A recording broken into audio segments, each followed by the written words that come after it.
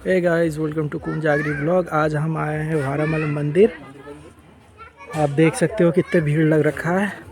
अब वारामल मंदिर ये हमें मिल गए हैं गौरक्ष वाहिनी के उद्यम सिंह नगर के अध्यक्ष जी। इनसे कुछ वार्तालाप करेंगे। नमस्कार अध्यक्ष जी। नमस्कार। तो ये है ठाकुर मदन सिंह चौहान जी, उद्यम सिंह नगर के। तो हम आपसे कुछ वार्तालाप करने वाले हैं अध्यक्ष जी। बताइए। तो पूछना चाहते हैं? क्या आप बागेश्वर धाम के बारे में सरकार से परिचित हैं? जी बिल्कुल, बहुत अच्छे से परिचित हैं। वो एक धाम है और सभी को वहाँ दर्शन करने के लिए जाना चाहिए। और देखिए, बागेश्वर धाम जो है वो बालाजी का दरबार है, और बालाजी का दरबार जो है वो कभी भी गलत नहीं होता।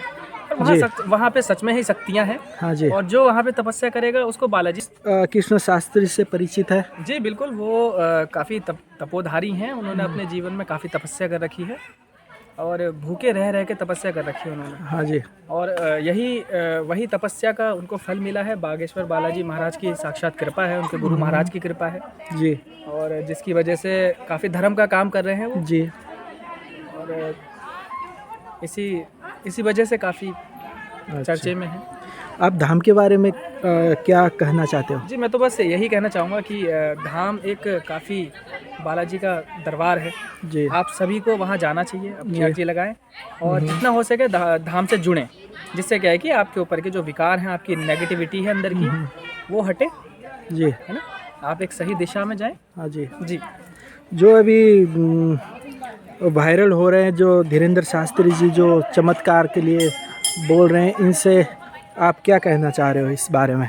देखिए, जो तपस्या करेगा अपने जीवन में उसे फल मिलेगा ही मिलेगा ना। जी जी जी। और मेहनत कभी भी बेकार नहीं जाती।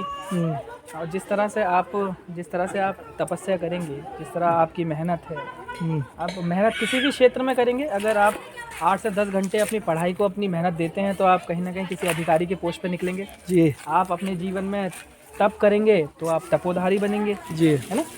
कोई जो पॉलिटिशियन है वो भी अपने जीवन के काफ़ी साल अपने जीवन के पॉलिटिक्स में निकालते हैं, जिसके फलस्वरूप वो काफ़ी वो बनते हैं। है ना। जी जी जी। तो इसी कारण से यही है कि उन्होंने अपना जीवन काफ़ी तप किया है, भूखे रह के तप किया है। 3-3 दिन तक उनके पास, जो धीरेन्द्र कृष्ण शास्त्री जी महाराज हैं, उनके पास 3-3 4-4 दिन तक बेचारे भूखे रहते थे। भूखे रह रह के बालाजी की तपस्या की है उन्होंने। बालाजी की तपस्या करने के बाद बालाजी उनसे प्रसन्न हुए। उनके गुरु महाराज का उन पर आशीर्वाद है, जिसके तहत उनको काफ़ी सारी सिद्धियाँ मिली हैं और कृपा बनी रही है। अच्छा। और मैं बहुत खुश हूँ और उनका समर्थक हूँ कि वो अपने धर्म को आगे बढ़ा रहे हैं। और कभी वो पैसे तो किसी से लेते हैं नहीं, है ना जी। तो हम उनका विरोध क्यों करें? सही बात। और अपने धर्म के लिए वो काम कर रहे हैं, और हर व्यक्ति अपने धर्म के लिए निष्पक्ष तरीके से समर्थन दे, ये तो बहुत अच्छी बात है। प्रकार हम और आप सनातन को आगे बढ़ा रहे हैं, जिस प्रकार आप भी ये जानते हैं जिस प्रकार से कि दुनिया में जितने भी ये सब पंथ हैं, धर्म सिर्फ एक ही है जिसे हम सनातन बोलते हैं ना जी। तो धर्म के अनुसार हम तो यही बोलेंगे कि धीरेन्द्र कृष्ण शास्त्री जो महाराज हैं जी, वो अपने धर्म को आगे बढ़ाने के लिए बहुत मेहनत कर रहे हैं। एकदम सही। और जितने भी लोग उनका विरोध कर रहे हैं वो कहीं ना कहीं हमारे भी विरोधी हैं। एकदम सही। है ना। तो हमें धीरेन्द्र कृष्ण शास्त्री जी महाराज का समर्थन करना है और जो उनके विरोधी हैं उनको आगे बढ़ाना है।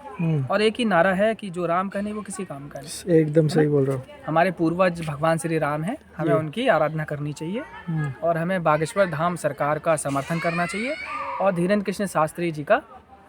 बालाजी धाम में जो शक्तियाँ हैं उसके बारे में आप क्या कहना चाह रहे हो? जी बिल्कुल, वहाँ पे बहुत सारी शक्तियाँ हैं। शास्त्रों के अनुसार ये कहा गया है, जहाँ तक मुझे जानकारी है उस धाम की, कि बालाजी स्वयं प्रकट हुए थे वहाँ जी। तो बालाजी जब स्वयं वहाँ प्रकट हुए, उसके बाद से वहाँ पूजा अर्चना आराधना की गई, जिसके तहत वहाँ उनके जो धीरेन्द्र कृष्ण शास्त्री जी के जो गुरु महाराज थे, उनके जो दादा गुरु थे, उन्होंने तो जैसे उनके जो दादा गुरु हैं और उनके जो गुरु महाराज हैं, उन्होंने काफ़ी तपस्या की है वहाँ।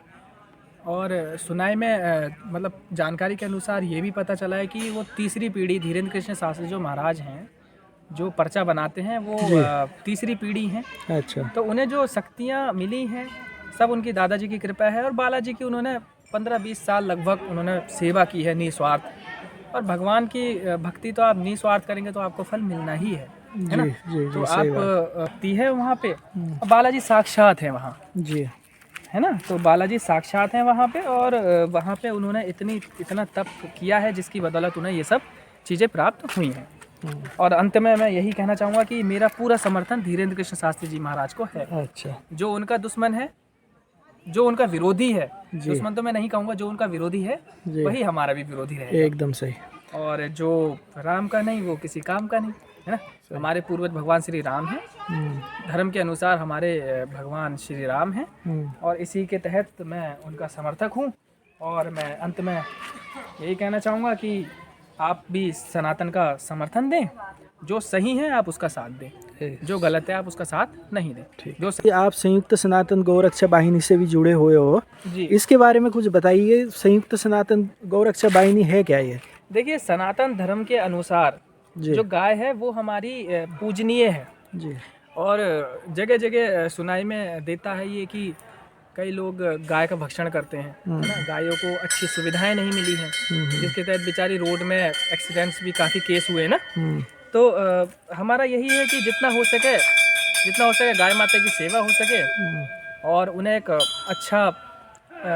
अच्छा रहने की व्यवस्था, खाना चारा वगैरह मिले, जिसके तहत हम गौरक्षा वाहिनी के समर्थक में गाय माता की सेवा करते हैं, अच्छा है ना। तो हमारा क्या है कि हमारा यही लक्ष्य है कि जितना हो सके कि गाय माता को सुरक्षित रखा जाए, और जितना हो सके जो लोग उनका भक्षण करते हैं उनको हम सज़ा दिला सकें। तो गाय माता हमारी पूजनीय है, हम अपने धर्म के अनुसार उनकी पूजा करते हैं। और आपको भी मैं यही कहना चाहूँगा कि जितना हो सके उनकी सेवा करें, और जितना हो सके कि उनका भक्षण करने वालों से उनको बचाएं, है ना। ठीक, ये धन्यवाद अध्यक्ष जी। नमस्कार, नमस्कार, धन्यवाद। तो गाइज आपको कैसा लगा इंटरव्यू अध्यक्ष जी मदन सिंह चौहान जी के साथ? तो आपको अच्छा लगा हो तो लाइक और सब्सक्राइब करें। तो मिलते हैं अगले वीडियो में, तब तक के लिए बाय। Thank you for